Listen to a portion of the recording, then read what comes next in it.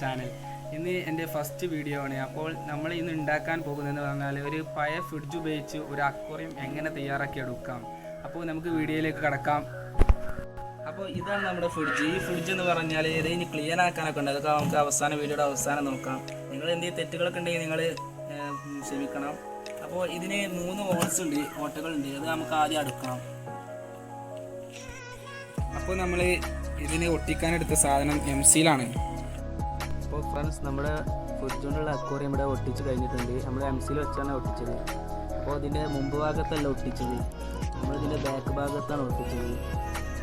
മുമ്പ് ഭാഗത്താകുമ്പോൾ ഒരു ബോറാവും വിചാരിച്ച് നമ്മൾ ബാക്ക് ഭാഗത്താണ് ഒട്ടിച്ചത്. നിങ്ങൾക്ക് ഞാൻ കാണിച്ചു തരാം.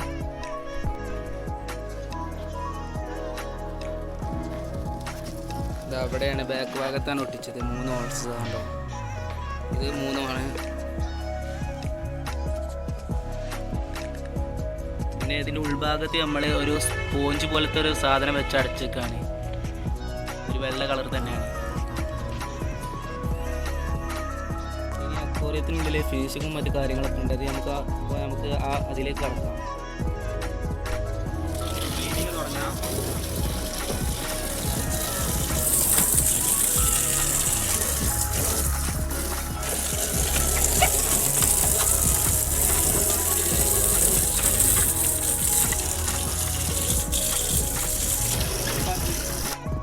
അപ്പോൾ നമ്മളെ ക്ലീനിങ് ഒക്കെ കഴിഞ്ഞു. ഇനി നമുക്ക് ഇതിലേക്ക് വെള്ളം നിറക്കാം കേട്ടോ. വെള്ളം നിറച്ചോ.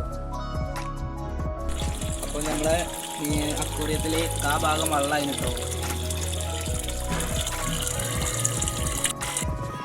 ഈ പൈപ്പ് നമുക്ക് എടുക്കാം കേട്ടോ. ഇനി നമ്മുടെ കയ്യിലുള്ള ഗപ്പി മീനെ നമുക്ക് ഇതിൽ ഇട്ട് നോക്കാം കേട്ടോ.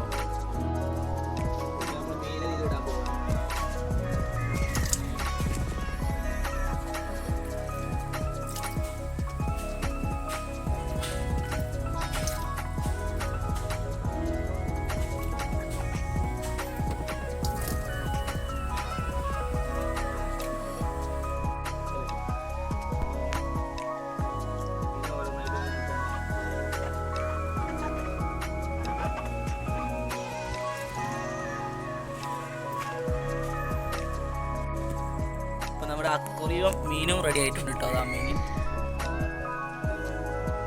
പീസാണ് കേട്ടോ.